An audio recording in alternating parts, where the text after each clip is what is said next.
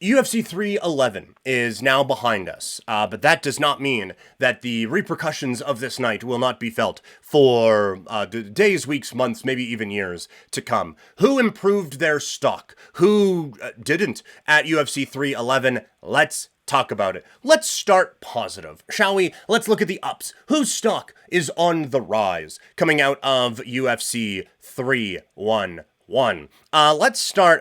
Most of these are going to be main card guys. Let's start with Rainer de Ritter, who picks up a submission win over Kevin Holland in the first round. Coming out of one championship, this was someone who I think this is another one where a few years ago, someone coming in from another promotion and as a former champion, there'd be a lot of fanfare around that. But he is just kind of viewed as just another guy who is fighting on a main card on a pay-per-view. And now, with a win over Kevin Holland, Kevin Holland being that gatekeeper right now, he moves into another level in that division. And I think now, not necessarily household name yet by any stretch of the imagination, but we're talking about being a couple fights away from a title fight. If he can continue on this pace, then I think either last quarter of 2025 or first of 2026, he is going to be able to have a championship opportunity. I think he is, again, if he keeps winning, but he shows a pretty good skill set in a victory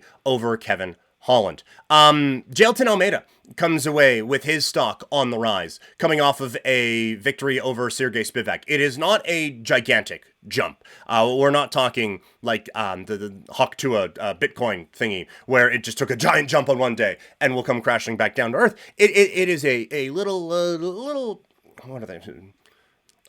It's weird that the extent of my financial knowledge is Hawk-Tua's Bitcoin, but the ETF thing, like just a little incremental, whatever. Well, S&P 500, yeah, we're gonna grow, but not gonna make you rich in a month here. It's just a little incremental gain. That's all you're looking for in the heavyweight division, because the way heavyweight is right now, little incremental gains don't take long until you are getting an opportunity at a championship. And so Jailton Almeida gets the little gain there. Yuri Prochazka, he gets I think a pretty sizable jump up in his victory over Jamahal Hill. Based off of the trash talk going in, the explosive power that Jamahal Hill has, I thought it was a really bad matchup for him. And we broke it all down in that way on the weekend preview show.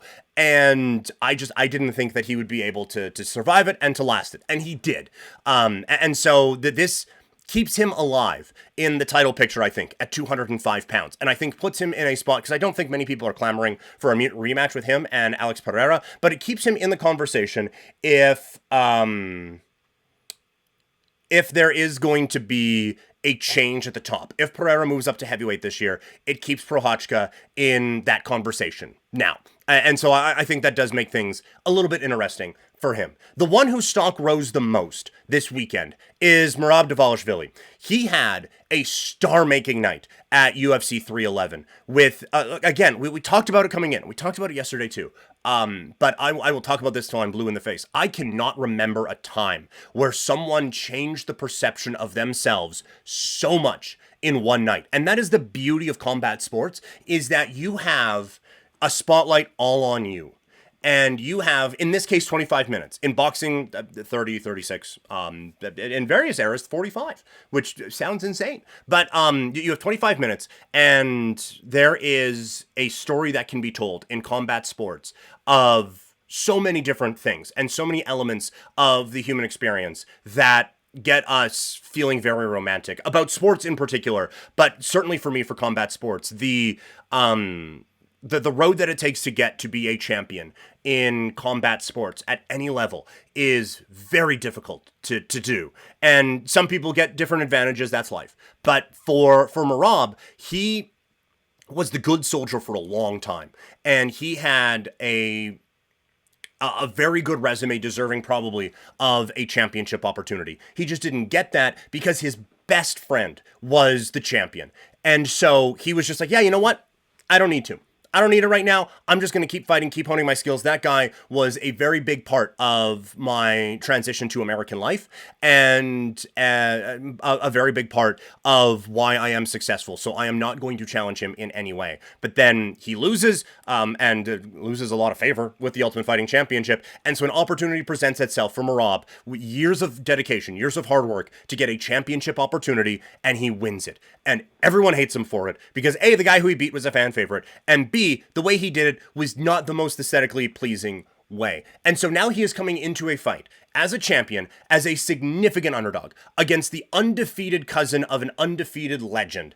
And no one thinks he can win. And instead of losing, he goes out and puts on the type of performance that wins over the hearts and minds of MMA fans everywhere. Which, for a number of different reasons, for him in particular, is a very challenging thing to do. And so for him to be able to do that is nothing short of exceptional, and is nothing short of just a beautiful, beautiful story. And to get that crowd so behind him with the style, the technique, and the excellence that he was able to show on Saturday night, it is the type of thing that makes you fall in love with this sport. And I know a lot of people can assume, and I make the jokes about it too, right? Like when I'm talking about it on mainstream radio, I make jokes about it, cage fighting and face punching and all that stuff. But this is the real human life element of this sport that gets you to fall in love with it over and over and over again. The non-barbaric aspect of it. Yeah, we do like it sometimes when a couple of guys just throw down and we're just chucking knucks, baby. But there are real human parts of this that make it just an unbelievable sport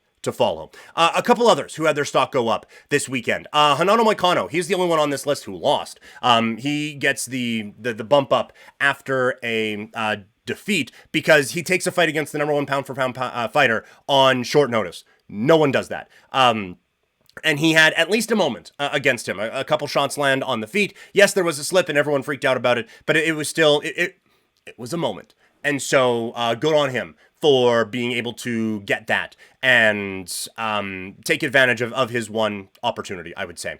And then Islam Makhachev. It was credit to him for, he doesn't need to take that fight. He's undefeated, or not undefeated, but he is the number one pound for pound fighter in the world. And he can just be like, no, I'm not. Why would I do that? Why would I risk everything that I have to fight that guy who I haven't been getting ready for, who's coming off of the best performance of his career, where he gave a guy like 8 different swelling points in his face? Why would I want to do that? And instead he's like, no, I'm the champ. It's what champions do. I'm the champion because I think I'm better than everyone, so I'm going to prove that I'm better than everyone, and I'm going to smash that guy. And smash he did. Not necessarily in a literal sense, more in a figurative, he choked him out, but it was a fantastic performance against a guy who did seem like, if there is a full fight camp, maybe some of the strengths and weaknesses are a little bit more pronounced, but it was a perfect performance from Islam Makhachev. So he moves up a little bit. Now it's the down arrows. Well, let's take a look at those. The first one is Peyton Talbot, undefeated prospect. We were all very excited about it, but there was just a little bit of a thing, and I wish I would have listened to this one more, because it is one thing that I look for a lot, and it's why I got it right in the co-main event with Merab. Peyton Talbot had not fought anyone close to the talent level or experience of a Barcelos, and it showed when he loses a decision to Barcelos. It showed that he is not ready for that, and all due respect to Barcelos, if you're not ready for that level, then there are a few other levels to get to.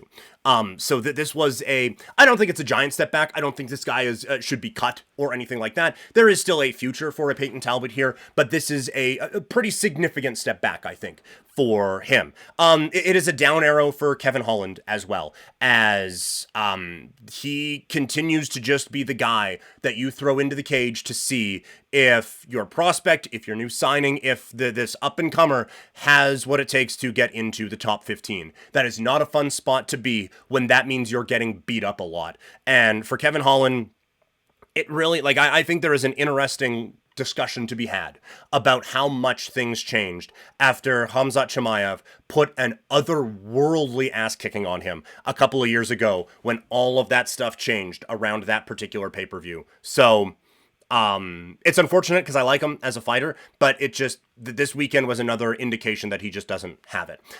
Sergey Spivak is another one who falls off here.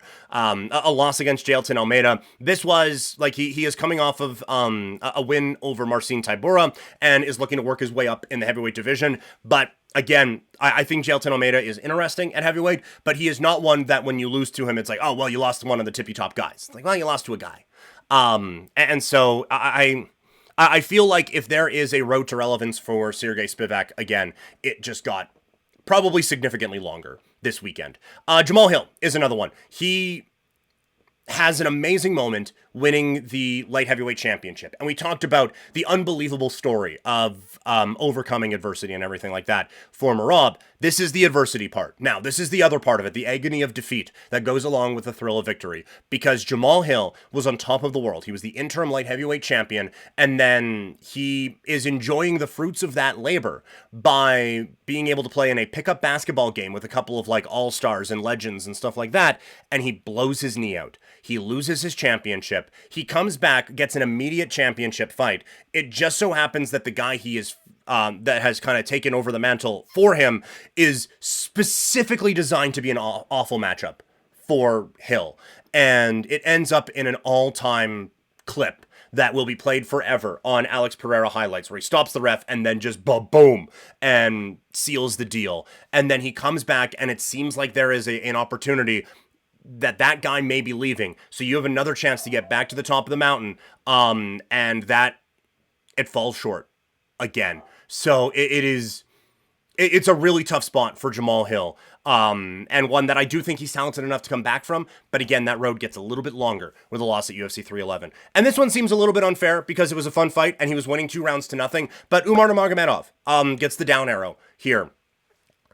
I don't think you can talk about moral victories after being a minus 300 favorite in a championship fight. I don't think you get to. And I do think, I think Umar's very talented. And I think that there is a championship belt in his future and not in the too distant future. There is still absolutely a world where he ends 2025 as the bantamweight champion of the world in the Ultimate Fighting Championship. Like, he is that good. But I also think that this showed that he wasn't ready for this championship opportunity. I'm not saying he choked or anything like that. I am simply saying he is not as good at mixed martial arts than Merab Dvalishvili is right now.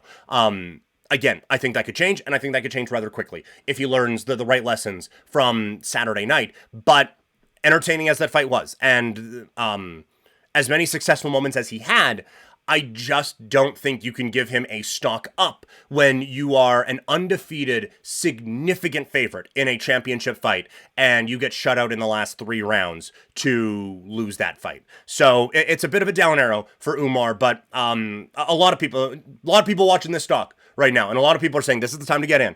Because this took a bit of a dip, we have an opportunity to really buy and get a big shoot up, because I do think a big progression is coming here for Umar Nurmagomedov. So that is the stock watch coming out of UFC 311.